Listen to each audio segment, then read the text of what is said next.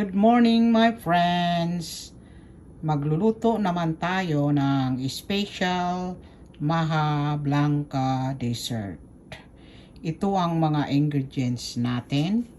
Mayroon tayong 1 can coconut milk, 1 can evaporated milk, 1 can whole kernel corn, 1 can condensed milk, and we have the cornstarch. We have the cooking days for the pan. So thank you for following my cooking, my friends. Special MAJA BLANCA Filipino dessert. Hi my friends! Happy Easter Sunday. I'm preparing today our homemade special MAJA BLANCA. This is coconut milk. I'm boiling first.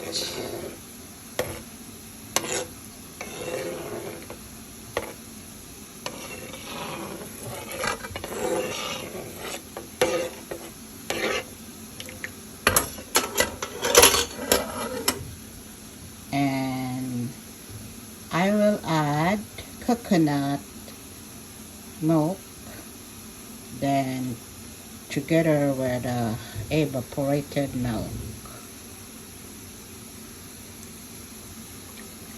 Boiling together in the deep pan.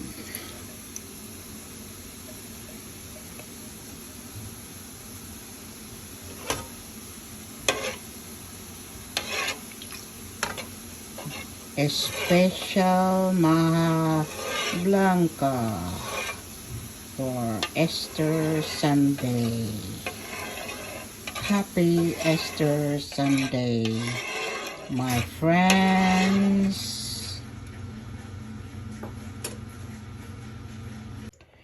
Ito na, nag-ano na siya, yung kumukulo na ating tubig. Yung nilunod ko na ang lahat ng mga ingredients ng ating special MAJA BLANCA. Ito na naman ang susunod na gagawin. Ito ang kernel corn, drain.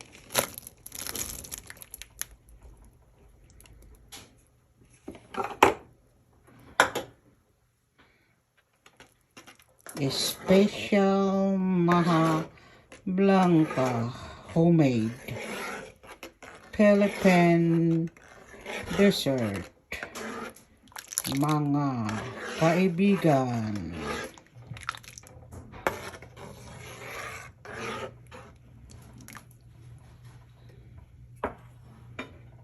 Pakuluin muna para malutong mabuti ang ating kernel and the corn.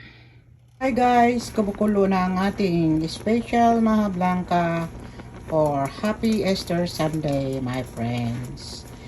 Dinagdagan ko naman siya ng panglasa. Ito ang mozzarella cheese, 1/2 cup. Nahalo ko sa ating special MAJA BLANCA. Happy Easter Sunday, my friends.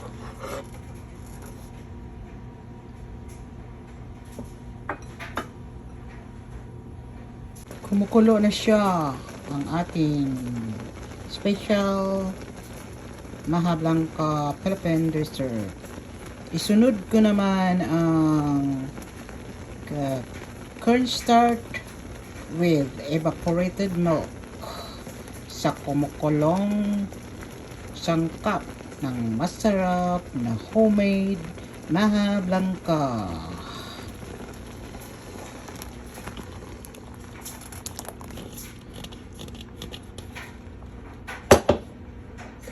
Ito na siya ang ating next cornstarch with coconut milk and other ingredients is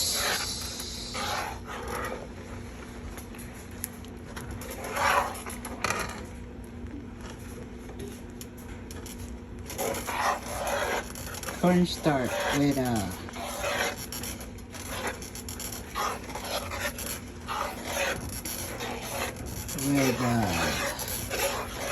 whole milk.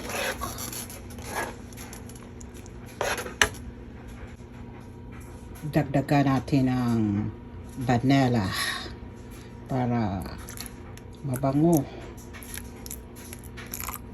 ang ating homemade special MAJA BLANCA Philippine dessert. Happy Easter, my friends.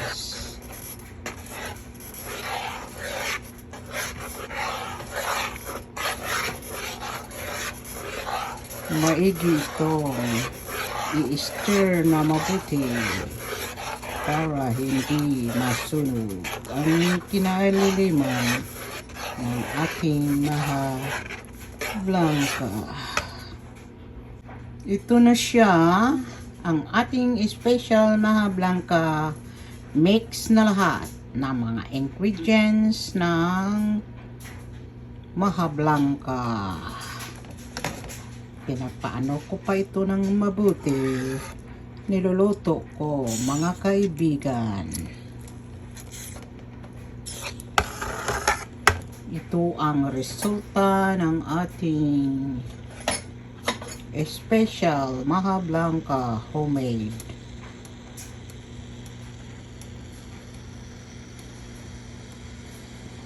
Niluto kong mabuti. Ito na siya, ang ating special MAJA BLANCA. Nilagay ko na ito sa disposable baking pan. Ito na siya. Tapos, dagdagan ito ng gagamisan natin ng Parmesan cheese. Dalawa lang ang nagawa ko sa ating special MAJA BLANCA.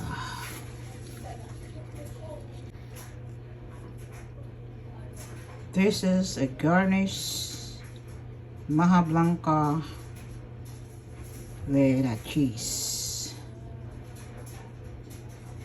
Natapos na natin ang pagluluto ng homemade special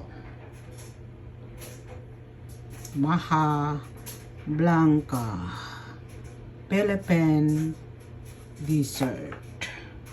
Thank you for following my cooking. Happy Easter Sunday.